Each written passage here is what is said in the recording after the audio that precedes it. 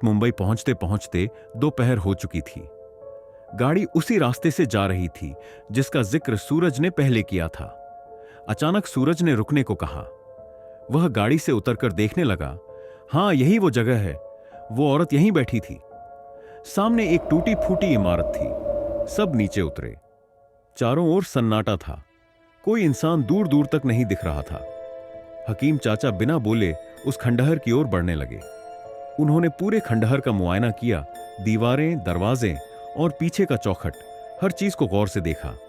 फिर वापस आकर बोले, यही वही जगह है जहां सुरेखा ने पैसे जमा किए थे और अब यही उसकी रूह बंधी हुई है। सभी चौंक गए। सूरज ने पूछा, लेकिन हमें यकीन कैसे हो? हकीम चाचा ने अमेय से अखबार की पुरानी तस्वीरें मंगवाईं। उन्होंने तस्वीर को खंडहर के सामने पकड़ा और सबको इमारत से मिलान करने को कहा। मिलान हो गया। चाचा बोले, यहां कुछ हुआ था और अब हमें उसे सुलझाना है। सभी ने मिलकर जगह साफ की। गाड़ी से सामान निकाला गया। अमावस्या की रात थी और चाचा ने इसे शब-ए रूह कहा, जब रूहें सबसे ज्यादा बेचैन होती हैं। हकीम चाचा ने सभी को हरे धागे दिए, सुरक्षात्मक तबीज, और बोले, अब सब मेरी बात ध्यान से सुनो। जब वो औरत सामने आए, उसकी आंखों में मत देखना और घेरे से बाहर मत निकलना। हमने जो दुआओं का घेरा बनाया है वो हमारी हिफाजत करेगा। अमेय और सादिक ने मिलकर एक बड़ा सा घेरे का निशान बनाया। उसके बाहर दो छोटे घेरे थे। एक में सूरज को बैठना था, एक चाचा के लिए। जैसे ही रात गहराई, हवाएं तेज चलने लगी। वातावरण में भारीपन उतर आया।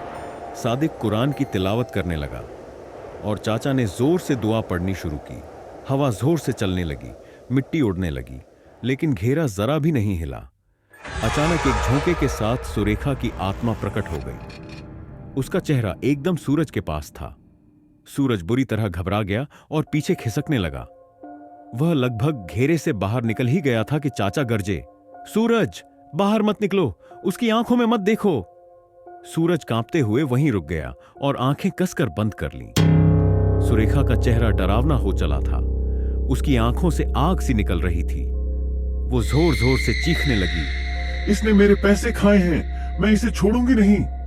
चाचा ने जोर से कहा, सुरेखा बेटी, ये लड़का बेगुनाह है। जिसने तुझे धोखा दिया वो मुकादम था। झूठ, मुकादम क्यों करेगा ऐसा? सुरेखा गरजी, क्योंकि तुझे जब पहली बार पैसे मिले थे उसकी नीयत तभी खराब हो गई थी। वो जानता था कि तू अनपढ़ है, भोली है। तुझसे अंगूठे लगवाकर उसने खुद पैसे निकाल लिए। जब तेरी शादी पक्की हुई, उसने किसी और को तेरे नाम से बैंक भेज दिया। पैसे खुद ले गया और तुझ पर शक रह गया। सुरेखा थोड़ी शांत हुई। चाचा ने आगे कहा, तेरी मौत के बाद लोगों ने बैंक को जला डाला। चंद्रेश, तेरा मंगेतर, तुझसे बहुत प्यार करता था। उसने पुलिस में मुकादम की शिकायत की, सबूत जमा किए, FIR लिखवाई। मुकादम गिरफ्तार हुआ और जेल गया। चाचा ने हवा में 3 तस्वीरें उठाईं। एक मुकादम की गिरफ्तारी की, एक जली हुई बैंक की और एक चंद्रेश की जो उसके लिए इंसाफ मांग रहा था।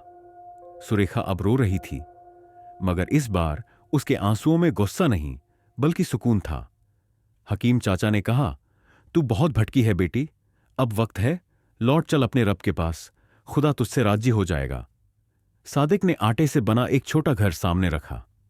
अमेय ने उसमें चांदी के इस्लामी सिक्के रखे, सुरेखा के खोए हुए घर और सपनों का प्रतीक। चाचा ने फिर से दुआ पढ़नी शुरू की। चारों ओर धुआं इकट्ठा होने लगा। सुरेखा धीरे धीरे उस घर के पास पहुंची। उसका चेहरा अब शांत था, जैसे कोई दुल्हन अपने नए घर की ओर जा रही हो। उसने अंतिम बार सूरज को देखा, जैसे माफी दे दी हो। फिर उसका शरीर धुएं में विलीन हो गया। चाचा ने इशारा किया। सूरज उठ खड़ा हुआ।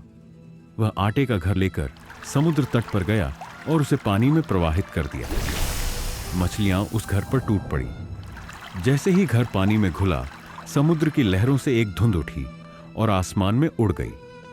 चाचा ने धीरे से कहा, बेटी, रुखसत हो गई।